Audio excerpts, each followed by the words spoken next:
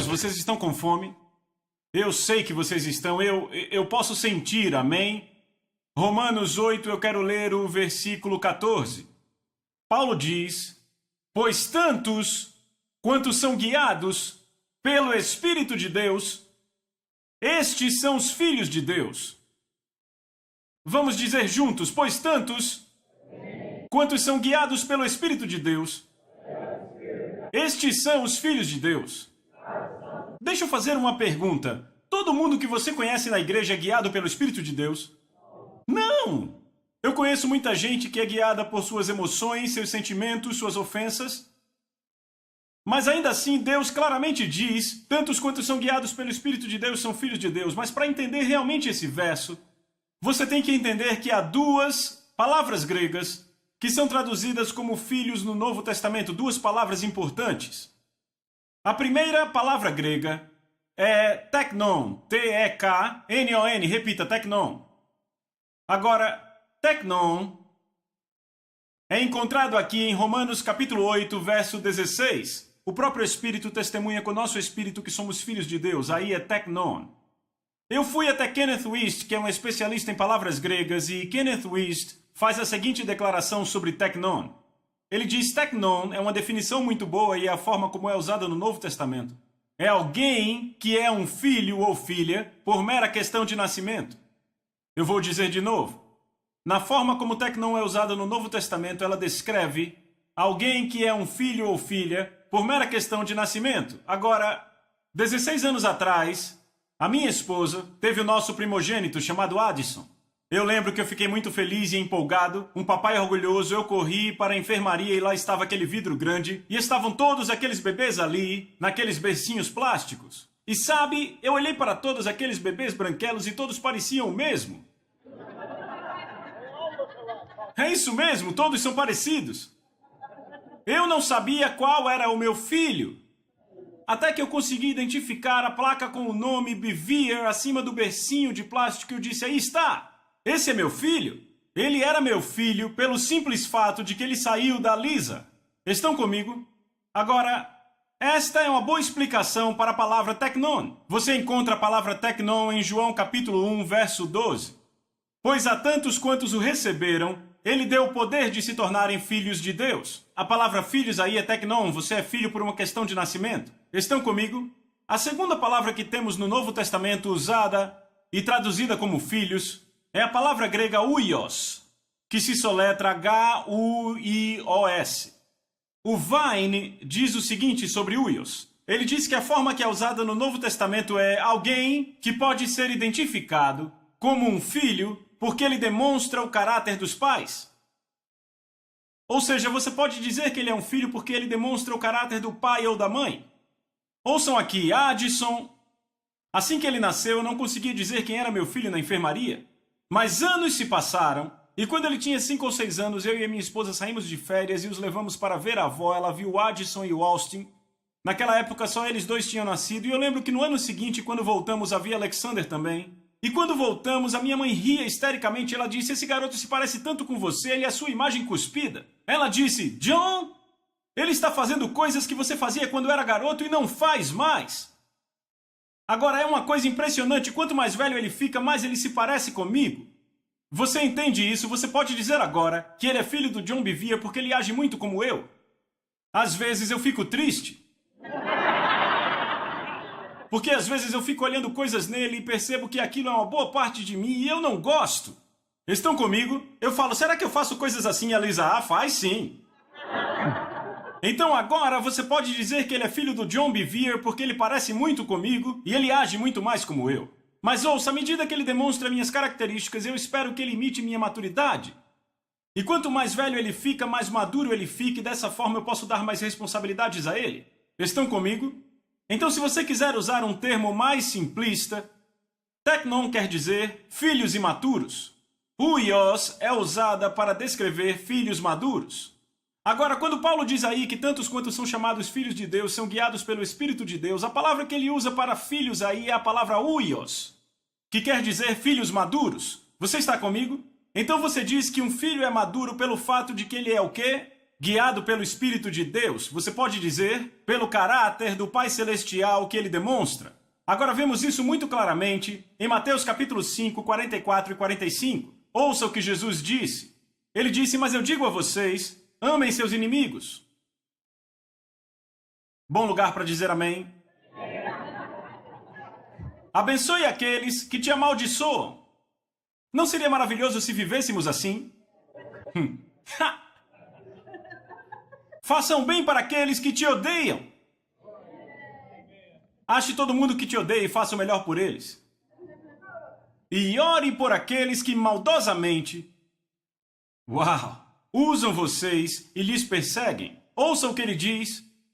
Assim, vocês se tornarão filhos, palavra grega huios, do seu Pai no céu.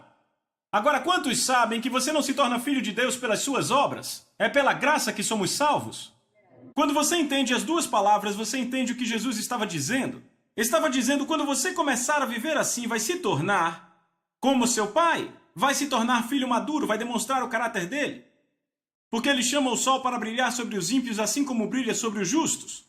Vêem isso? Ele alimenta os ímpios, assim como alimenta os justos. Isso não é bom? Agora vá para 1 Pedro 4. 1 Pedro capítulo 4. Corra para lá. Agora, uma das formas em que meu filho cresceu, em que Addison cresceu, foi lidando com situações difíceis. Quantos sabem que como pais temos filhos e quando eles estão em situação difícil você quer entrar e ajudá-los? Mas se você for um pai sábio, saberá que não deve entrar, deve deixá-lo lidar com as situações difíceis. Amém? Bem, a Bíblia diz o seguinte em Hebreus 5, 9. Embora ele fosse filho, ele aprendeu a obediência pelo que sofreu. Jesus não trouxe a obediência à terra, ele aprendeu. E como ele aprendeu? Por aquilo que sofreu. Estão comigo? Agora, quando você vai para o livro de 1 Pedro, eu amo esse livro. 1 Pedro é um livro que descreve para nós, como ele descreve para nós crentes, como lidar com situações difíceis, tratamento injusto e etc. Quantos aqui já receberam tratamento injusto? Posso ver as mãos? Todos vocês. Agora, eis o que acontece. Você tem a chance ou de receber a ofensa quando encontra tratamento injusto, ou tem a chance de deixar Deus defendê-lo. Estão comigo? Em 1 Pedro capítulo 2, Pedro fala sobre receber tratamento injusto. E ele faz essa declaração aqui. Ele diz no verso 20 do capítulo 2, que crédito há quando você apanha sendo culpado e aceita pacientemente? Em outras palavras, quando você faz o que é errado, e uma autoridade te castiga ou te pune por isso, ou te disciplina por isso, não haja como se estivesse sendo perseguido. Você está tendo o que mereceu? Estão comigo?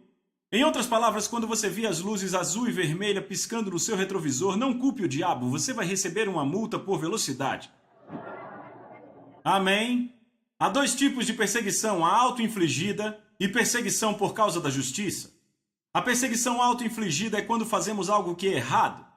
E Deus pôs autoridade sobre nós para nos punir, corrigir ou disciplinar, ou treinar. Há uma forma muito fácil de se livrar totalmente dessa perseguição, que é adquirir sabedoria e mudar o seu comportamento. Estão comigo? E então a perseguição por causa da justiça, quando você faz o que é certo e é tratado injustamente por causa disso, e a Bíblia diz para você dar uma festa porque grande é sua recompensa no céu. Amém?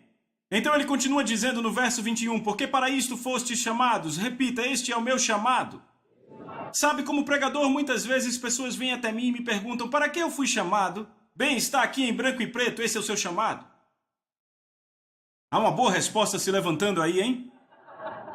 Algumas pessoas passam 4 anos numa escola bíblica para descobrir o que foram chamadas para fazer. Aí está em branco e preto, esse é o seu chamado. Pois para isto fostes chamados, porque Cristo também sofreu por nós, deixando-nos o exemplo para que vocês sigam seus passos. Agora eu vou ler na amplificada, é bem claro. Pois para isso vocês foram chamados, é inseparável da sua vocação, pois Cristo também sofreu por vocês, deixando o seu exemplo pessoal, para que vocês sigam os seus passos. Qual foi o exemplo pessoal dele, verso 22? Que não cometeu pecado, nem dolo algum se achou em sua boca. Quando ele foi ultrajado ou insultado, ok? Não revidava. Quando maltratado, não fazia ameaças, mas o que ele fazia, aqui está a chave, mas entregava-se àquele que julga retamente. Pedro está falando sobre quando Jesus estava na corte de Pilatos. Os líderes da nação traziam acusações violentas e maldosas contra ele. Jesus não respondeu palavra nem se defendeu. Por quê? Porque ele deixou o julgamento nas mãos do Pai para ser julgado retamente. Ele sabia que Deus julgaria seu caso. Eu nunca vou esquecer da vez quando havia uma pessoa que era autoridade sobre mim e falava todo tipo de coisa contra mim. E eu freneticamente me defendia. E a ofensa estava crescendo em mim à medida que me defendia, porque quando você se defende, você abre mão do seu direito espiritual por proteção. Você eleva a influência daquela pessoa na sua vida. Porque o fato de você ter que respondê-la faz dela seu juiz. Você não precisa responder a ninguém a não ser a alguém que Deus pôs sobre você. Pense nisso por alguns minutos. E o Espírito de Deus disse: filho, enquanto você estiver se defendendo, eu farei assim. E eu vi Deus com as mãos para trás. Ele disse: mas quando você parar de se defender, eu trabalharei a seu favor. Isso foi o que Jesus fez. Porque Jesus sabia que o Pai julgaria seu caso. Seu comportamento maravilhou Pilatos. Então Pedro continua dizendo, veja este 3º capítulo, porque o livro todo é sobre isso. Ele diz: finalmente, todos vocês sejam de uma só mente, tendo compaixão uns pelos outros, amando seus irmãos, sendo misericordiosos e humildes. O que Pedro está fazendo aqui, ele está dando a fórmula para que você não viva em ofensa. Verso 9. Não pagando mal por mal, ou injúria por injúria, ou insulto por insulto. Amigos, eu tenho que enfatizar muito isso. Quando você se defende, quando você entra numa discussão ou conflito com alguém, você cria uma atmosfera em seu coração, uma condição do seu coração, que te faz o candidato perfeito para a ofensa. Estão comigo? Então ele diz, não pagando mal por mal ou injúria por injúria, antes pelo contrário, bendizendo. Estão vendo isso? Quando você for insultado, ele disse, bendiga. Vejam isso. Sabendo que vocês foram chamados para isso, diga, esse é meu chamado. Amigos, vocês têm que entender isso. Ouvimos isso na última lição, que Paulo disse em Romanos capítulo 12, não pague o mal com o mal, não é isso? Então Jesus diz, não pague o mal com o mal. Para quê? Para se tornarem filhos maduros do seu Pai. Agora Pedro dizendo, não pagando mal por mal. É uma mensagem que surge. Ele diz, retorne bênção. Por quê? Porque é isso que um filho maduro faz. Porque sabendo que vocês foram chamados para isso, diga, eu fui chamado para isso. Agora, por que Deus nos chamou para isso? Observe aí, a fim de que possam herdar uma bênção. Da próxima vez que você estiver sendo injustamente tratado, você pode dançar, celebrar, fazer uma festa, porque Deus está te levantando para ser abençoado. Agora ouçam. Se, repita, se você agir corretamente. Já pensou quantas bênçãos as pessoas deixam passar? Porque não agem nisso de forma correta. Eles tomam a ofensa. Eles preferem um coração quebrado a uma bênção.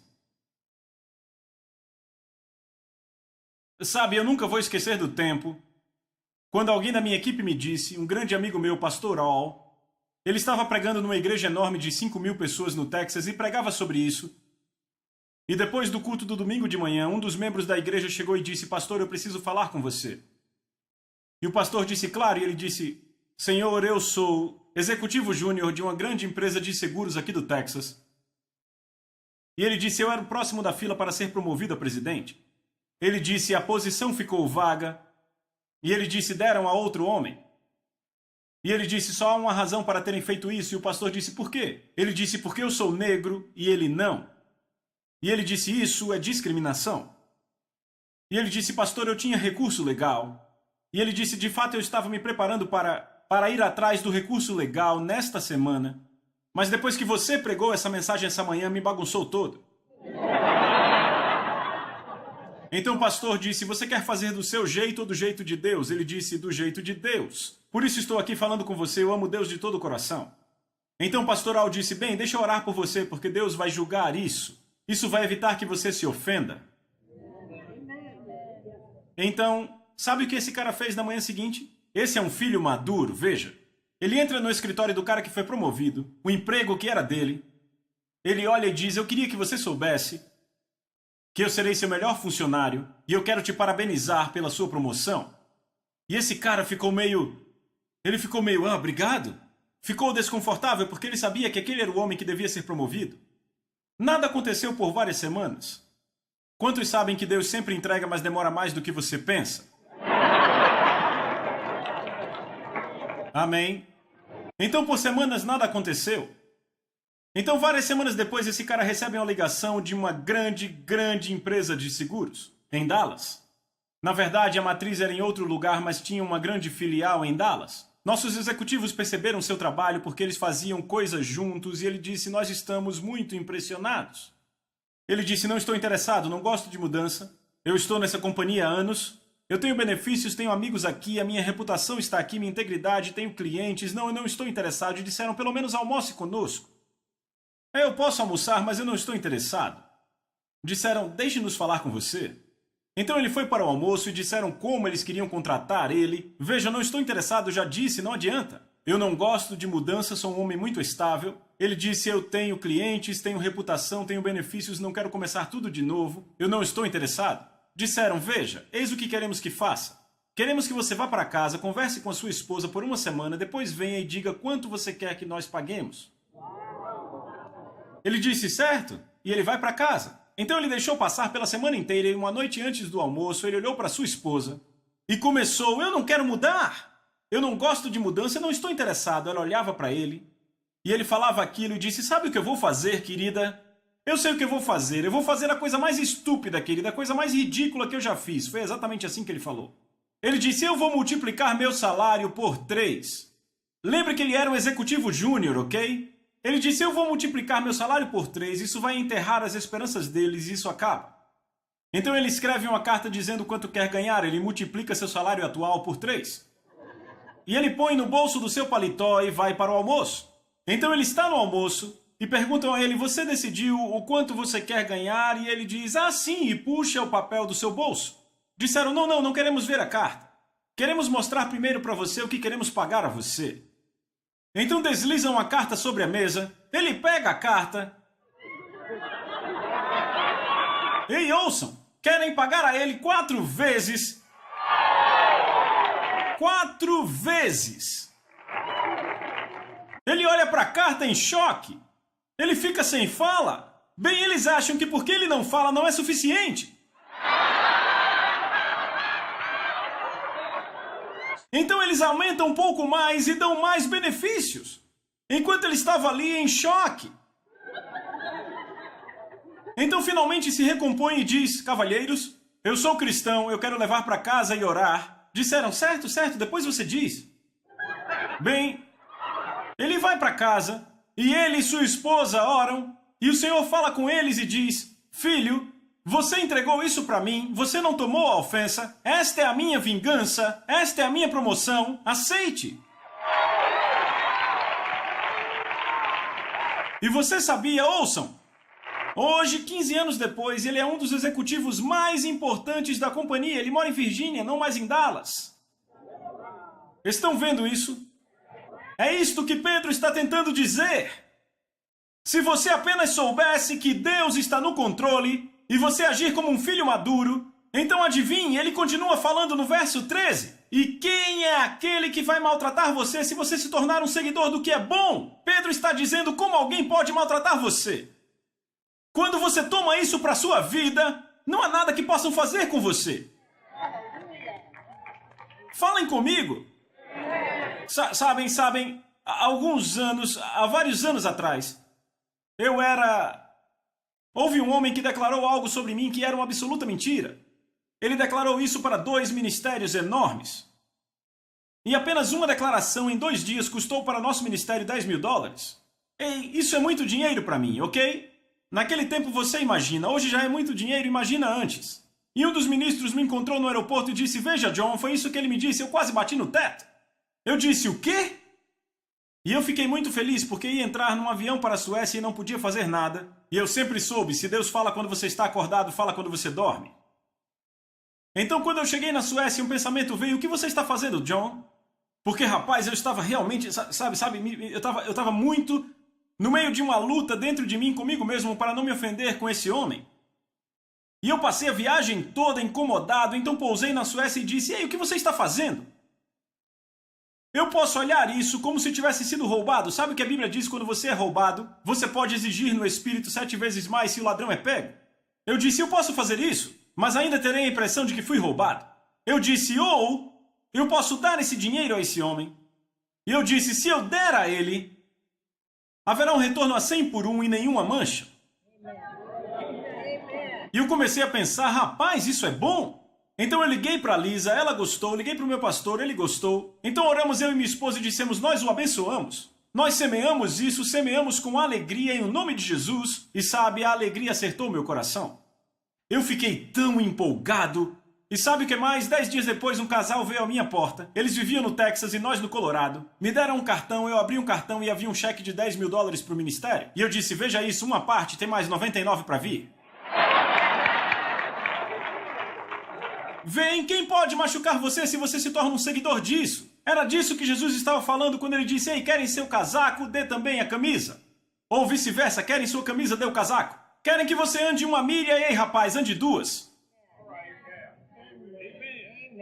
Sabe, naquela época o romano podia olhar para o judeu e dizer: ei, você vai ter que andar com o meu cavalo aí por 1 milha. E Jesus ia dizendo, como isso pode te roubar se você vai andar 2? Como podem roubar sua camisa quando você vai dar o casaco também? Quando você pega isso, quem vai te maltratar? Vem isso, eu perguntei: quem vai maltratar você? Isso se chama a vida do reino, te mantém livre da ofensa. Então veja o que ele continua dizendo no capítulo 4. Ora, tendo sofrido Cristo, sofrido na carne, armai-vos também vós do mesmo pensamento, pois aquele que sofreu na carne deixou o pecado. Tem tanta coisa nesse versículo que eu acho que eu não vou conseguir terminar hoje. Como Cristo sofreu por nós, ele está falando de quê? De tratamento injusto. O capítulo inteiro no contexto, ele disse: armai-vos com o mesmo pensamento. Repita: armai-vos. A maioria dos crentes não está armada para sofrer, por isso se ofendem tão facilmente. Porque não estão armados, eles reagem ao invés de agir. Entram em um estado de choque, num estado de contemplação ou raiva quando são maltratados. A ofensa é fácil de tomar e agora reagem ao invés de agir. Vejam a diferença entre alguém que está armado e alguém que não está. Veja um piloto de avião. Eu voo 200 mil milhas por ano em aviões comerciais. Eu descobri que de 6 em 6 meses mandam os pilotos para simuladores de voo. São máquinas enormes, cheios de computadores, e você nunca diria se está num avião de verdade ou não. O que fazem por 3 dias é pôr aqueles caras em todo tipo de situação. E sabe o que acontece? Acidente, mas então começam a agir apropriadamente. Estão comigo? Então estão armando aqueles caras. Então, quando uma crise de verdade atinge o avião, temos as pessoas atrás gritando, apenas reagindo, na cabine de passageiros. Mas os pilotos, quando ouvem as caixas pretas, ficam: aperte isso, cheque, puxa aquilo, cheque, o tempo todo até o acidente. Totalmente no controle, porque estão armados. Estão comigo? É o que Pedro está tentando nos dizer. Como Cristo sofreu, armai-vos também do mesmo pensamento. Veem isso? Pois aquele que sofreu na carne deixou o pecado. E ouçam, o que ele quer dizer deixou o pecado? Que ele alcançou a completa maturidade espiritual. Vejam, o crescimento físico é limitado ao tempo. Você nunca viu uma criança de 2 anos com 2 metros? Estão comigo? É limitado ao tempo. O crescimento intelectual é limitado ao tempo? Não. Temos crianças com 16 que terminaram o ensino médio e com 17 que não. O crescimento intelectual opera em função do aprendizado. Você pode aprender de pouco em pouco, rápido ou então devagar. Estão comigo? Crescimento espiritual em função do tempo? Não, temos nascidos de novo há 20 anos que ainda usam fraldas espirituais e ficam fazendo barulho. Não é em função de tempo, nascidos de novo há 1 ano, mas que são gigantes. Será que é em função do aprendizado? Não. Os fariseus conheciam as escrituras de trás para frente, mas não conseguiram reconhecer o Filho de Deus expulsando o demônio na frente deles. Não é em função do aprendizado. O crescimento espiritual é em função de quê? Sofrimento. Aquele que sofreu na carne deixou o pecado, mas há outro elemento chave aqui, porque há muitos que sofrem e continuam amargos e ofendidos. O elemento chave é Hebreus 5:9, que diz, embora sendo ele filho, ele aprendeu a obediência pelo que sofreu. Então o que acontece? Deus diz, eu sei o que você pode suportar. E ele só permite que venha aquilo que ele sabe que podemos suportar. Crescimento espiritual é isso. Quando encontramos tratamento injusto, quando encontramos comportamento ofensivo, escolhemos obedecer a palavra de Deus no meio disso, ao invés de reagir e nos defendermos, nos justificarmos ou devolvermos o mal pelo mal. Deus disse, quando você faz isso, você cresce. Eu vejo como levantamento de peso. Há 7 anos atrás, o meu vizinho, que é lutador de luta livre, começou a frequentar a academia. E eu aprendi algo com esses caras. Não é quando você faz 15 repetições que cresce, mas quando faz apenas 3 repetições, porque você põe muito peso, levanta aquilo, chega na 3ª repetição e diz, eu não consigo mais levantar isso. Mas eu vejo os caras gritando um com o outro, às vezes saltando no rosto, e algo os impulsiona para mais uma vez. É quando os músculos começam a crescer. Quando comecei a levantar peso, mal conseguia levantar 10 quilos. Então comecei a passar para 15, 20, 30, 40, 50 e fiquei preso em 50 por anos.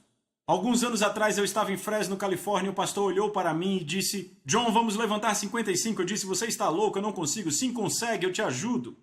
E sabe, eu levantei 55. Eu olhei para ele e disse, rapaz, você é como o Espírito Santo. E ele fez exatamente como vocês. Ele disse, o que você quer dizer? Eu disse, a Bíblia diz que Deus não vai permitir que nenhuma tentação passe se não pudermos suportá-la. Deixe-me dizer algo a vocês. Há 13 anos atrás eu passei por provas. Era só o que eu podia suportar. Eu lembro de um homem que me caluniava na minha igreja local. E sabe, aquilo começou a se espalhar porque ele tinha uma posição de autoridade sobre mim. E aquilo era tudo que eu podia suportar. Estão comigo? E então, alguns anos depois, eu vejo meu nome caluniado não numa igreja, mas em 3 continentes por um só homem. Se isso tivesse acontecido lá em 87... seria como pôr para mim 150 quilos, eu não conseguiria levantar, aquilo ia me esmagar. Eu ia simplesmente entrar em colapso com aquilo, entendem? Bem, aqui é que está. Lembra quando Paulo disse, dado o tempo vocês deveriam ser mestres? Esse é o Espírito de Deus quase chorando, dizendo, eu esperava que pelo tempo você levantasse 60, agora temos que começar tudo de novo do 10. Porque alguém falou mal de você e você falou mal de volta. Você se defendeu, pagou o mal com o mal. E Deus continua dizendo, eu quero te levar para o nível de 60. Te fazer passar para 70, mas toda vez que você chega em 60, você grita, chora, reclama. Você reage, age como o mundo, como alguém não salvo. Então temos que voltar ao começo. E ele diz, o problema é que eu tenho cargos de 70, de 80, mas não posso te mandar para lá. Porque não é maduro o suficiente. Então, amigos, deixa eu dizer isso. Quando um comportamento ofensivo vem para você, pode se alegrar, pode gritar, porque Deus, número 1, se prepara para te abençoar e número 2, vai te fazer crescer.